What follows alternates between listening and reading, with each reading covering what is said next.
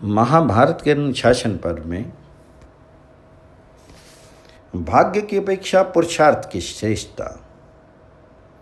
युधिष्ठिर ने पूछा, पिता में भाग्य और पुरुषार्थ में कौन श्रेष्ठ है? तब भीष्म जी ने कहा, युधिष्ठिर, इस विषय में विशिष्ट और ब्रह्मा जी के संवाद रूप एक प्राचीन इतिहास का उदाहरण दिया जाता है। पूर्व काल में महर्षि वशिष्ठ ने लोकपिता में ब्रह्मा जी से पूछा, भगवान, प्रारब्ध और मनुष्य के प्रयत्न में किसकी श्रेष्ठता है? तो ब्रह्मा जी ने कहा, बिना बीज के कोई चीज पैदा नहीं होती। बीज से ही बीज पैदा होता है और बीज से ही फल उत्पन्न होता है। किसान खेत में जाकर जैसा बीज बो आता है उसी के अनुसार उसको फल मिलता है। इसी प्रकार पुण्य या पाप जैसा कर्म किया जाता है वैसा ही फल प्राप्त होता है। जैसे बीज खेत में बोए बिना फल नहीं दे सकता, उसी प्रकार प्रारब्ध भी पुरुषार्थ के बिना काम नहीं देता। कर्म करने वाला मनुष्य अपने भले या बुरे कर्म का फल स्वयं ही भोगता है। ये बात संसार में प्रत्यक्ष दिखाई देती है। शुभ कर्म करने से सुख और पाप करने से दुख मिलता है। पुरुषार्थी मनुष्य सर्वत्र सम्मान पाता है, किंतु जो निकम्मा है वे घाव पर नमक छिड़ने के समान असहाय दुख भोगता है। मनुष्य तपस्या से रूप, सौभाग्य और नाना प्रकार के रत्न प्राप्त कर लेता है। इस प्रकार कर्म से सब कुछ मिल सकता है, परंतु भाग्य के भरोसे बैठे रहने वाले निकम्मे को उससे कुछ नहीं मिलता।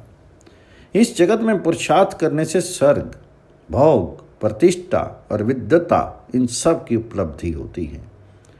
नक्षत्र, नाग, यक्ष, चंद्रमा, सूर्य और वायु आदि देवता पुरुषार्थ करके ही मनुष्य लोक से देवलोक को गए हैं। जो लोग उद्योग नहीं करते उन्हें धन, मित्र, ऐश्वर्य अथवा दुर्लभ लक्ष्मी की भी प्राप्ति नहीं हो सकती। कंजूस, नपुंसक, उद्योगहीन, काम से जी चुराने वाले तथा शौर्य और तपस्या से हीन पुरुष को धन नहीं मिलता। जो पुरुषार्थ न करके केवल देव के भरोसे बैठा रहता है वह नपुंसक को पति बनाने वाली स्त्री की तरह व्यर्थ ही दुख उठाता है।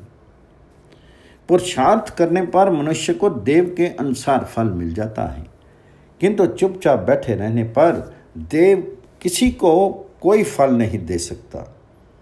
देवता भी अपनी प्रजा की आशंका से प्रायः मनुष्य के परमार्थ कार्य में भयंकर विघ्न डाला करते हैं, किंतु पुण्य आत्मा पुरुष का ये क्या बिगाड़ सकते हैं?